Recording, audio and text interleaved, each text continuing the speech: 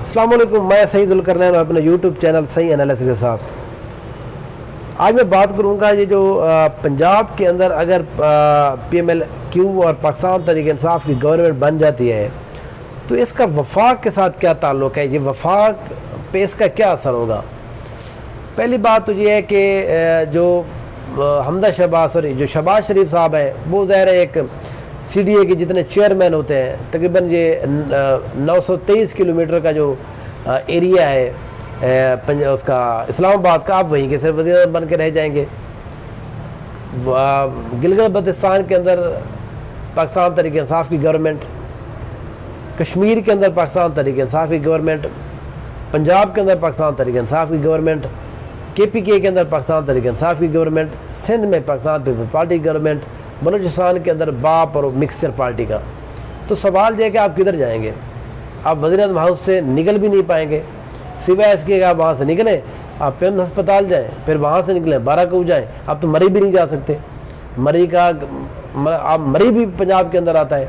तो इसलिए अब क्या होगा, पर वफाक के ऊपर असर क्या होगा। मैं ये समझता हूँ कि वफाक को ये जो PTI की गवर्नमेंट है ये बिल्कुल जैम कर देगी, दो तरह से जैम कर देगी। पहले तो ये कि आपको कोई भी फैसला वो इम्प्लीमेंट ही नहीं करने देंगे आपको।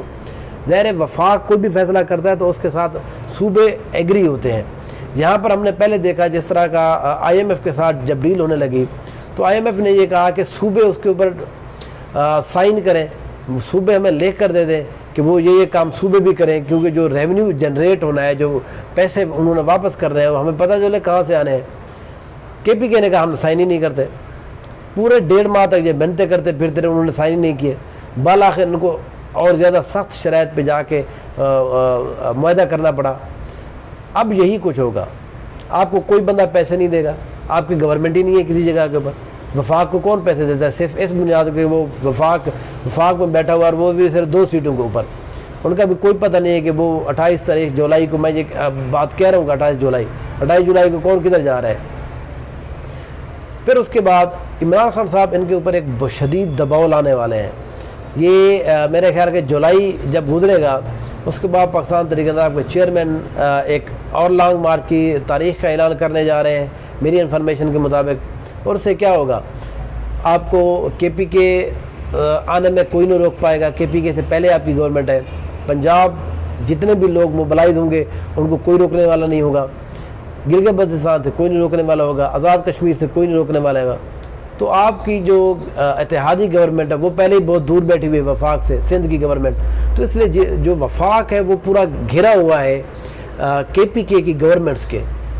तो इसलिए जब वो तमाम साइड से लोग आएंगे तो वफाक के पास इतनी कैपेसिटी नहीं है कि उन लोगों को रोक पाए।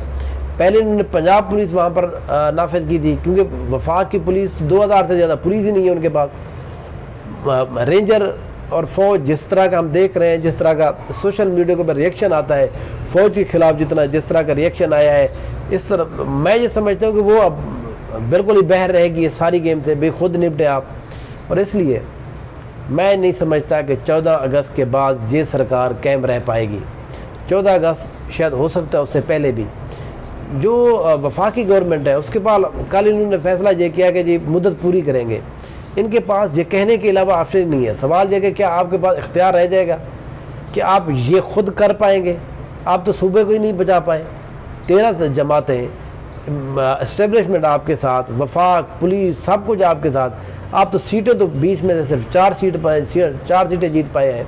तो क्या अब आप बग़ैर किसी सूबाई गवर्नमेंट के आप अपना वफाक बचा पाएंगे? ये हो ही नहीं सकता। इसलिए मैं ये समझता हूँ कि इनको डायरेक्ट इलेक्शन की तरफ जाना चाहिए। बेहतर ये होगा, इनकी सियासत के लिए ये बेहतर होगा, ताकि 2 बदो हूँ फिर फैसला हो।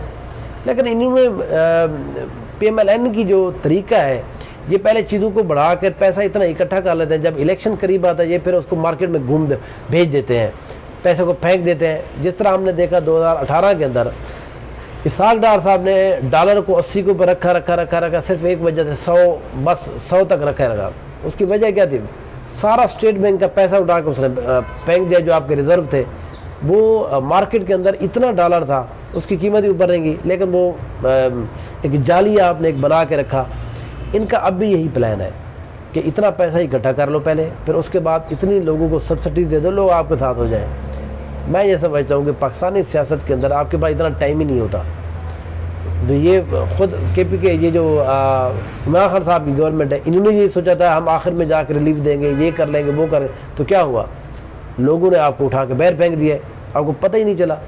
फिर उसके बाद यही कुछ पंजाब के अंदर इन्होंने कहा जी हम बाद में रिलीफ दे देंगे, ये कर देंगे, वो कर देंगे, वो आपके पास हाथ ही गेम ही चलेगी, आप 2 माह के अंदर फिर आप बाहर हो गए। तो इसी वफाक के अंदर भी अगर ये जो सोच रहे हैं कि हम अगले अगस्त तक बैठे रहेंगे, इनको कोई टाइम नहीं देने वाला। टाइम यहाँ आपको पता है, इमरान खान साहब अगर इनको टाइम देते हैं तो उनकी सियासत को नुकसान होता है। वो अगर उसकी बात मान लेते हैं तो ज़ाहिर है PMLN और PDM की सियासत जिस तरह हमने देखा अब ख़त्म हुई है। तो अब पावर जिसके पास होगी, फैसला वो करेगा। फैसला और पावर जो है इस वक्त, जो फैसले की ताकत है वो है इमरान खान साहब के पास। उसने साबित किया है, एस्टेब्लिशमेंट बैकफुट पे चली गई है, वो कभी भी आगे आके इनको नहीं सेव करेगी। उनको पता चला है कि पिछले 3-4 दिन में हमने देखा है उनके खिलाफ कोई भी बात नहीं हुई, कोई ट्वीट, कोई कैंपेन नहीं चली। उसकी वजह यही है कि उनको लगता है कि अब एस्टेब्लिशमेंट पीछे होगी इनके सपोर्ट से। जिस तरह आप लोग कहते रहे कि एस्टेब्लिशमेंट पीछे हुए ये गिर गए, अब PTI का यही बयान है, अब ये चलने वाला है कि एस्टेब्लिशमेंट से पीछे हुई है, हमने उनको उठा के बाहर फेंक दिया है। तो मैं अगले आने वाले दिनों में एक शदीद लड़ाई देख रहा हूँ पॉलिटिकली। पंजाब के अंदर एक इंटरेस्टिंग सिचुएशन होगी। मगर कल मैं आपसे बात करूँगा, या आज ही अगर कोई नई अपडेट होती है इंशाल्लाह आपके साथ शेयर करूँगा। कीप विजिटिंग माई चैनल सही।